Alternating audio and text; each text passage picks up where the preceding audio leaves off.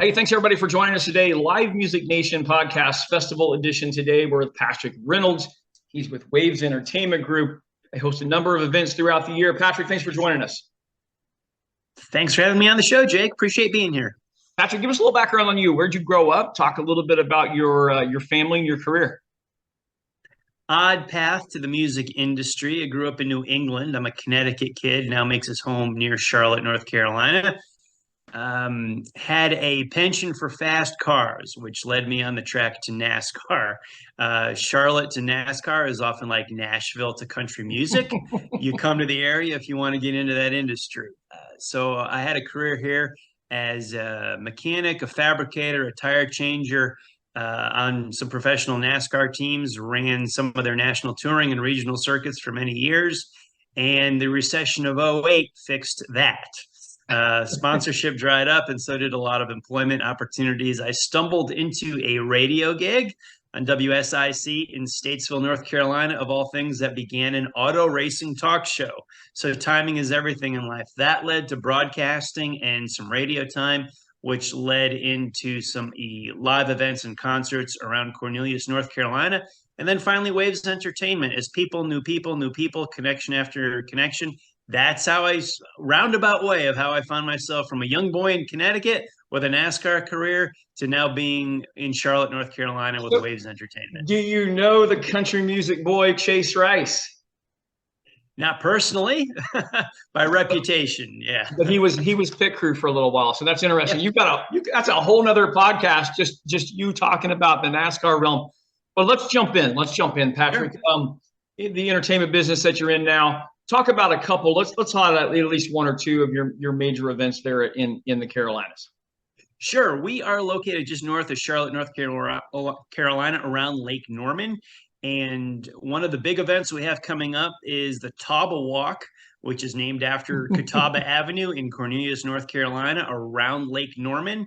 And it is a large music and arts festival. Vendors, food trucks, plenty of beverages, and it celebrates the arts, literally that, with music, artisans, local craftsmen, really about the community. There's no national acts, no national stores or anything like that for sale, but really the creativity of the local community. And we do that twice a year, in the spring and the fall, in Cornelius, North Carolina. And those are two of our signature events. Beyond that, we do what's called a Second Friday festival. It's largely the same footprint. It's actually about half of the footprint of a Taba Walk, and we do that monthly, May through October.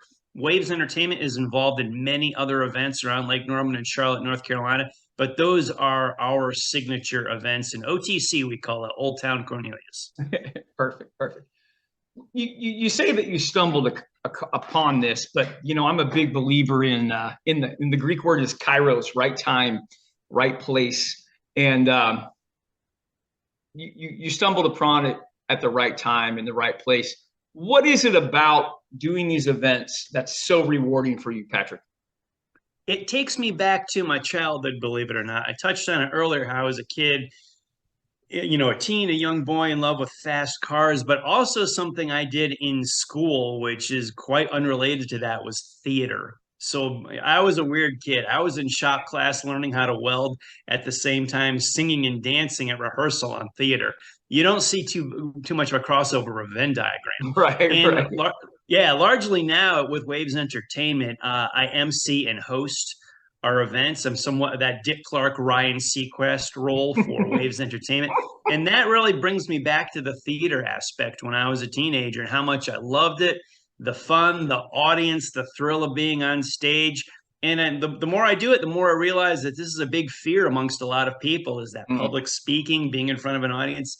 It's kind of like heights, planes, snakes, things like that. It's a big fear. And for some reason, I have a love of it. I love it. I love the energy. I love the audience. I love connecting with the community.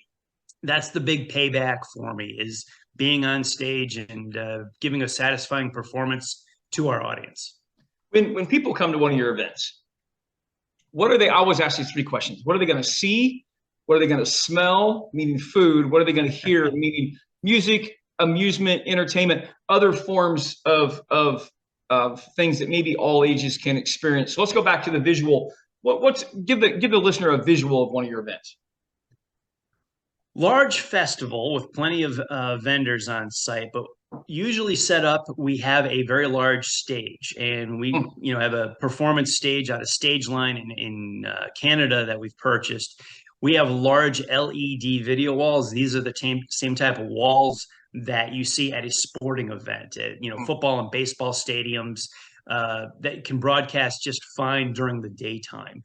So there's no aspect of a projection where we need nighttime for videos or sponsor plugs or even in the live performance. So you'll see LED video walls. You'll see a very big line array. We've got some incredible audio engineers on our team that know how to make the sound as perfect as it'll be. So you'll see a good performance with the live bands. You will see the LED video walls. You will hear not good sound, but excellent sound from Waves Entertainment. We've got some audio guys that are gurus with it, and you're going to smell the food and everything that's cooking, and you're going to feel the energy of the community. That's a big part of it. We match the band and the live entertainment with the event. So if it's a laid back chill event, you're going to feel that. If it's a get up and dance and party type of event, you will certainly feel that. We match the entertainment to the event. So it's an experience of the senses. It's going to touch you all over your body, and you're going to feel, see, smell, hear everything from Waves Entertainment. That's fantastic. I want to talk a little bit about your business model. You mentioned the staging and the LED board.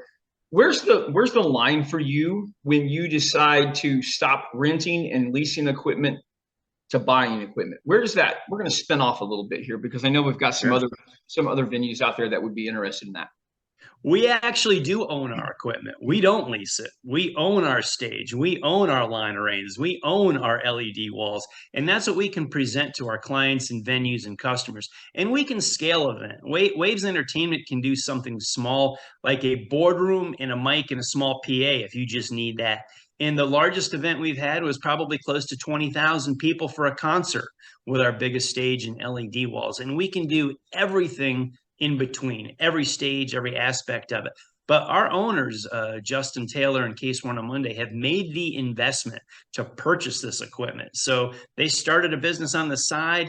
It grew to a full-time operation. We don't lease much. We may lease a piece here and there to fill in a gap, but our owners have purchased this equipment. We own it, and we're in it for the long haul. So we're here. Did they own it from the We're beginning? staying. Did they own it from the beginning, or did they just grow to a point where they're like, okay, our investment needs to be internal? It grew. It grew. Okay. This Waves Entertainment started as a part-time gig with Justin Taylor, the original owner of it, in about 2015. So he had a job in corporate America, and this was a passion for him, just music and sound. You start with one, then you do two, and over the years it grew till he knew he wanted to do this full time. And we came out of 2020 with a little bit of a gamble and a little bit of a roll of the dice into 21 that we're going to go full time with live events. And gosh, we timed it just right because the hunger and thirst for the community and for an audience to get back to live events was there, and the company's grown ever since. So to answer your question, this was a slow growth progression over, I guess we're close to 10 years now, but about 8 years now. It step by step, brick by brick, built a business from just one piece of equipment, from a few speakers. Now we've got stages, LED walls, line arrays, subwoofers. We've got a warehouse full of equipment and a few different trucks and trailers that we'll load up and take to an event if necessary. So you obviously are passionate about what you're doing. You've found your calling. That's obviously clear. Looking back to you, Patrick, you were talking about you were the guy, the little junior high school kid in shop class, but also in theater. Really, probably at that age, didn't really know what you wanted to do, but you knew you had a wide variety of interests. What do you tell that kid? What do you tell that kid that might be listening to this on iTunes, just strolling through, and we put a clip on TikTok? What would you tell that kid who's in that spot, unsure of what they want to do in their life, with their life, but knowing where you're at now? How did they get there? I would say a few pieces of advice. Don't be afraid. That's what I would tell myself years ago, because I think I double clutched and hit the brakes too many times in life out of fear, that fear of the unknown. I would tell myself, go ahead, roll that dice, take that risk, and don't be afraid to make a mistake. I believe I was afraid that I had to have my entire plan figured out Mm. before I made my first move in anything. That's incorrect. Go for it. Go ahead, make the mistake, pick yourself back up, learn from the mistake, and go to your next step on that. Just figure it out one step at a time. You don't have to have your whole plan. You just need to figure out your next one single step. Do that step. That will lead you to the next step. Don't plan too much. Just go for it.